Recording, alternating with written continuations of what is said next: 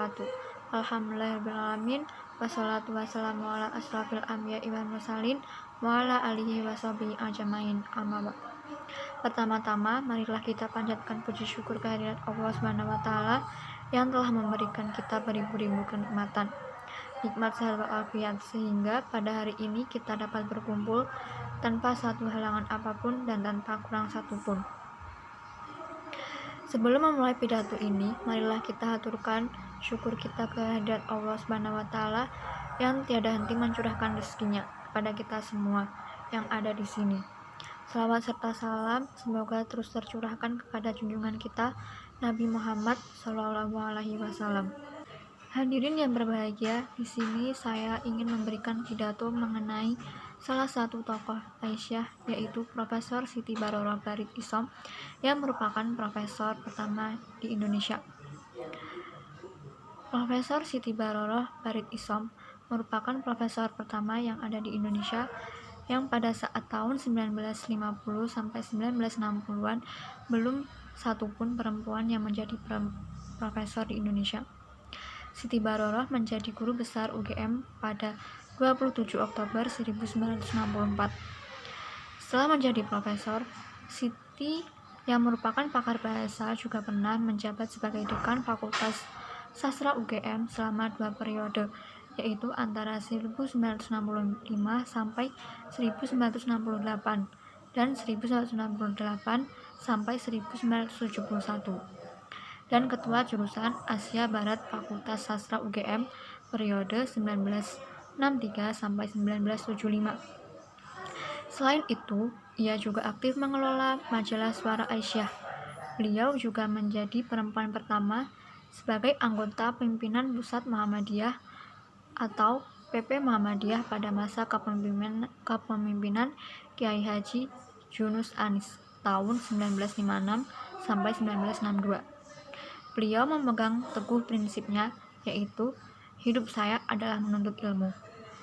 Amat disayangkan jika wanita zaman sekarang ogah-ogahan mengasah pikiran. Siti Baroroh Barit Isom lahir di Yogyakarta pada 23 Mei 1925. Ia masih berkerabat dekat dengan Nyai Siti Walidah atau Nyai Ahmad Dahlan. Ayahnya Haji Tamim bin Ja'far adalah keponakan istri dari istri pendiri Muhammadiyah, yaitu Kiai Haji Ahmad Dahlan. Perempuan yang lahir di Kauman, kampung tempat didirikannya Muhammadiyah pada 1912 ini lebih dikenal dengan Siti Baroroh Barit. Ia mencantumkan nama depan suaminya, yaitu Barit Isom. Nama asli Siti Baroroh yaitu Siti Baroroh Tamimi.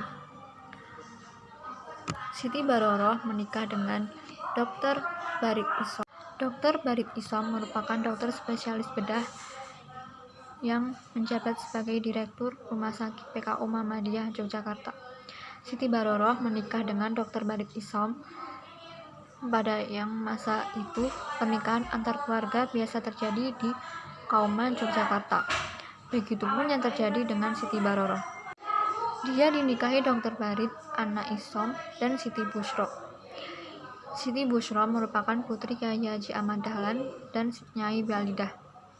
Siti Baroroh mewarisi tradisi keilmuan dari keluarga besar Kiai Fadil yang merupakan ayah Siti Walidah. Anak-anak Kiai Fadil termasuk Ja'far, yaitu kakek Siti Baroroh, sudah sangat terbiasa dengan tradisi ilmu. Semangat inilah yang diwarisi oleh Siti Baroroh. Dia adalah perempuan Kauman yang menuntut ilmu di sekolah formal dengan busana khasnya. Bahkan saat menimba ilmu di Fakultas Sastra UGM, ia tetap setia dengan jarik, kebaya, dan kerudungnya. Tampilan luar boleh tradisional, tapi pemikiran Siti Baroroh sudah jauh lebih modern yang melampaui zamannya. Siti Baroroh memutuskan kuliah di Universitas Al-Azhar Kairo, Mesir setelah lulus dari UGM dan Universitas Indonesia pada tahun 1952. Ia ingin membuktikan bahwa perempuan memiliki kesempatan yang sama untuk menuntut ilmu dimanapun. Kita bisa bayangkan, pada zaman itu ada perempuan yang sekolah di luar negeri bukanlah hal yang amat langka. Siti Baroroh merupakan akademisi sekaligus aktivis yang berkontribusi dalam mengembangkan potensi wanita. Selain itu, dia adalah seorang tokoh Aisyah yang memperkenalkan ormas perempuan ke dunia internasional. Caranya dengan mengajak kerjasama organisasi internasional seperti UNICEF, The Asia Foundation, World Conference of Religion and Peace, dan lainnya. Ia juga kerap memperkenalkan kinerja Aisyah di dunia akademik internasional seperti dalam seminar di Harvard University, Amerika Serikat. Saat itu, Siti Baroroh Barit menyampaikan materi mengenai Aisyah and the Social Change Woman of the Indonesia. Tentu saja hal tersebut memberikan efek positif bagi organisasi Aisyah yang pemikirannya mulai dikenal oleh dunia internasional. Siti Baroroh Barit menjadi Ketua Umum Pimpinan Pusat Aisyah selama 5 periode, yaitu antara tahun 1965 sampai 1985. Jadi dia menjabat sebagai Ketua Organisasi Perempuan Muhammadiyah itu selama lebih dari 20 tahun. Ketika memimpin Aisyah, hak bagi perempuan merupakan prioritas perjuangannya. Baginya, pendidikan adalah hak bagi perempuan guna meningkatkan harkat dan martabat perempuan. Karena itulah, selama masa kepemimpinannya, Aisyah melakukan pengembangan terhadap pendidikan prasekolah antara lain Taman Kanak-kanak Aisyah atau Aisyah Bustanul Atfal atau ABA, sekolah menengah, sekolah-sekolah kejuruan kebidanan dan keperawatan, bahkan pendidikan tinggi. Tidak kurang dari 5.000 amal usaha pendidikan yang dikelola oleh Aisyah saat ini tidak bisa terlepas dari pemikiran para tokoh awal Aisyah, khususnya Siti Baroroh Barit. Dia sangat konsen terhadap pendidikan kaum perempuan. Menurutnya, perempuan punya hak yang sama dengan laki-laki dalam hal kesempatan menuntut ilmu sebagaimana yang dibiasakan oleh keluarga besarnya.